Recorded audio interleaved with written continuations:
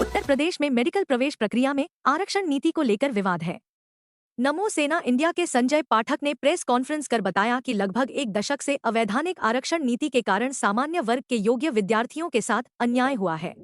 मैं डॉक्टर संजय पाठक, नरेंद्र मोदी सेना नमो सेना भारत का राष्ट्रीय महासचिव हूं और अखिल भारतीय सनातन परिषद का जो है मैं राष्ट्रीय संगठन मंत्री हूं, जिसके कि राष्ट्रीय अध्यक्ष जो हैं वो महंत श्री श्री रविंद्रपुरी महाराज जी हैं, जो अखाड़ा परिषद के अध्यक्ष हैं।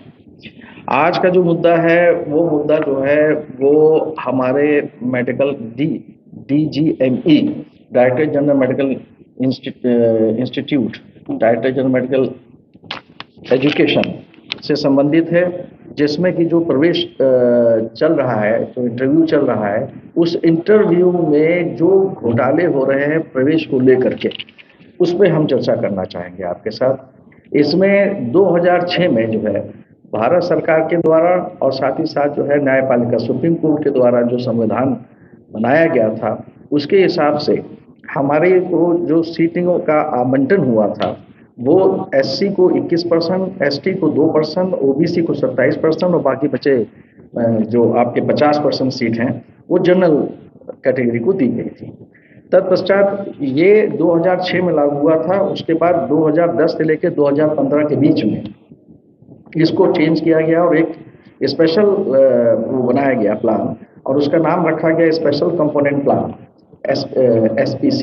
स्पेशल कंपोनेंट प्लान के में जो है आंशिक रूप से उत्तर प्रदेश सरकार में जो उस समय शासन में थे, उन लोगों ने इन इंस्टीट्यूट्स को स्थापित करने के लिए मदद दी आर्थिक रूप से।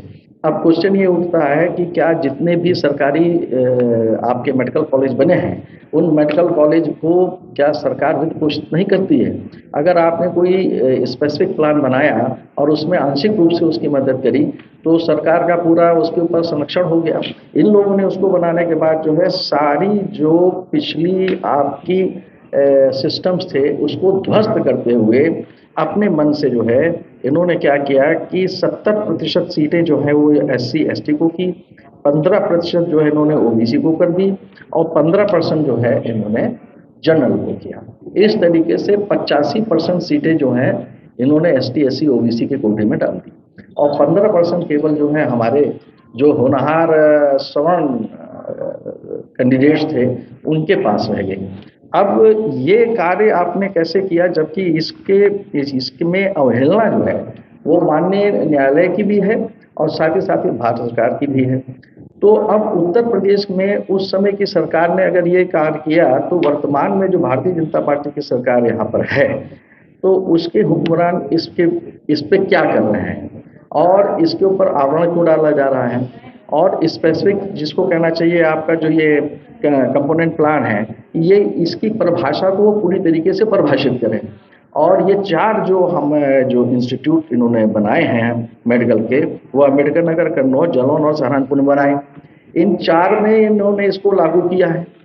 कल को ये सभी पे लागू कर सकते हैं। अच्छा, अब ऐसे में सबसे बड़ी चीज़ ये हो जाती है कि रिजर्वेशन के कोटे को क्या हम इस तरीके से छिन्न भिन्न कर सकते हैं? आज अभी एक पेपर में आया है बयान, जिसको मैंने देखा है, उसमें आपके समाज कल्याण विभाग के जो मंत्री हैं आसिम अरुण साहब जी ने कहा है कि ऐसा है, जो है जैसा है वो सही है और हम इसके पक्ष में जो है कोर्ट में जाएंगे।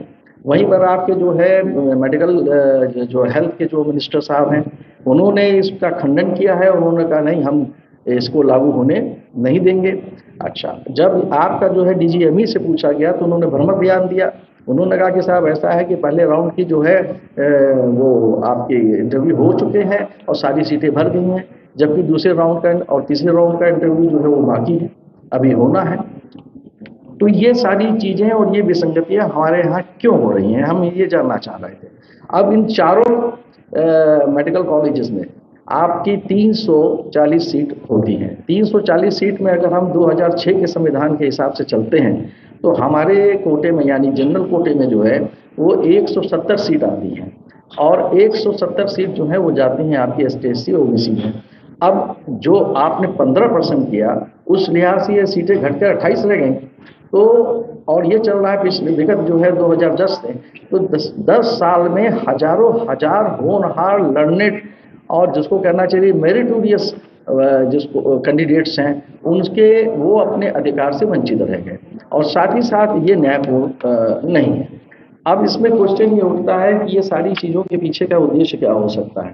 तो इसके पीछे का उद्देश्य सीधी सी बात है कि अगर हमने उत्तर प्रदेश में ओबीसी को अपना वोट बैंक बनाया और हमने माननीय उप मुख्यमंत्री श्री केशव प्रसाद मौर्य जी को जो है ये कमांड सौंपी, और उन्होंने किया भी, और करके जो है उन्होंने जो है ओबीसी को अपने कोटे में वो ले करके आए भारतीय जनता पार्टी के। तो एससी और एसटी को हम किस तरीके से अपनी ओर मोल्ड करें, ये ही एक मेन उद्देश्य होना चाहिए इसके पीछे।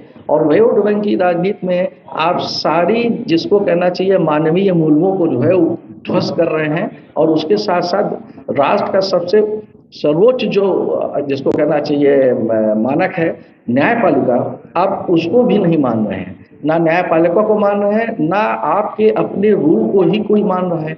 अब एक ही राज्य में 2 मंत्री अलग अलग बयान दे रहे हैं, इसका क्या मतलब है?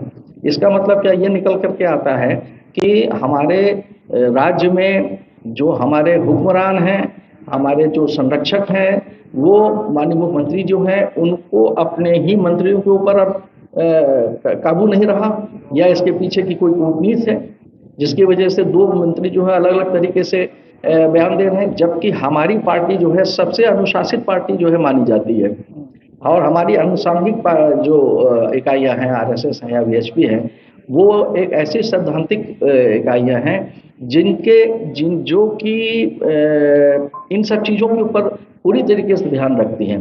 तो इतने अनुसांगिक इकाई और इतनी अनुशासित पार्टी और संगठन के होने पर किस तरीके से जो है ये कार्य को अंजाम दिया जा रहा है।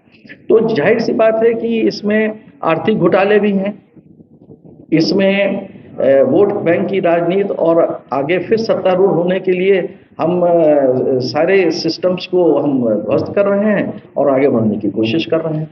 तो हमारा ये कहना है कि अगर आप न्यायपालिका को नहीं मानते, अगर आप केंद्र की नीति को भी नहीं मानते, अगर आप 2006 का पूरा उल्लंघन कर रहे हैं, और आज एकल ब्रांच, अभी किसी मोहन भाई जो थे उन्होंने एकल पीठ में जो है लखनऊ के एक मुकदमा किया, और उसमें निर्णय ये लिया गया कि साहब ऐसा है कि इसको निरस्त किया जाए और फिर से करवाया जाए। तो डीजीएमई ने इस पे अपना वक्तव्य ये दिया कि हम अगर फिर से कराएंगे तो अफरा तफरी मच जाएगी, अतः क्या है कि इनका जो है समायोजन कर दिया जाए। तो उनको उठा करके अम्बेडकर नगर की सीट को जो है देने का प्लान बना लिया गया। तो एक व्यक्ति के लिए आपने ऐसा किया, और बाकी के जो अनेक बच्चे जो इसमें सफर कर गए उनके लिए आपने क्या सोचा है? और क्या ये जस्टिफाइड है कि आप केवल एक व्यक्ति के लिए इस तरह से करें और बाकी के लोगों के लिए आपके पास कोई सॉलिड नीति नहीं है? तो ये भ्रमक और जिसको कहना चाहिए निरुद्देश्य जो वक्तव्य डीजीएमई ने दिया है वो बिल्कुल गलत है, और इसके ऊपर एक्शन होना चाहिए।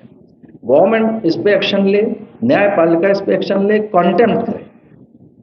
ये कौन सी बात होगी भी कि आप जो है अगर सत्ता शासन में हैं तो आप सत्ता शासन में पब्लिक की वेलफेयर के लिए हैं, ना कि पर्सनल वेलफेयर के लिए हैं। और पर्सनल वेलफेयर में अगर आप वोट की राजनीति को प्राथमिकता देते हुए इस तरह के क्रियाकलाप करेंगे तो पब्लिक का तो आपके ऊपर से ऐसे भी विश्वास उठ जाएगा।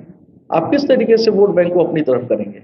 आप ये मान के चलते हैं कि अगाड़ी पंक्ति आपके पीछे घूम ही रही है, ओबीसी हमने कहीं ना कहीं से पकड़ ही लिया है, अब एससी को हम अपनी ओर करने के लिए इस तरीके का कूटनीति करेंगे।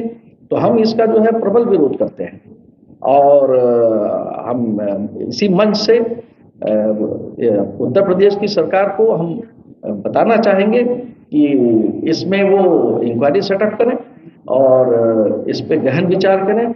इस जो एग्जामिनेशन जो चल रहा है उसको कैंसिल करें और न्यायपूर्वक जो है कार्यप्रणाली को आगे बढ़ाएं जिसके लिए वो प्रसिद्ध है।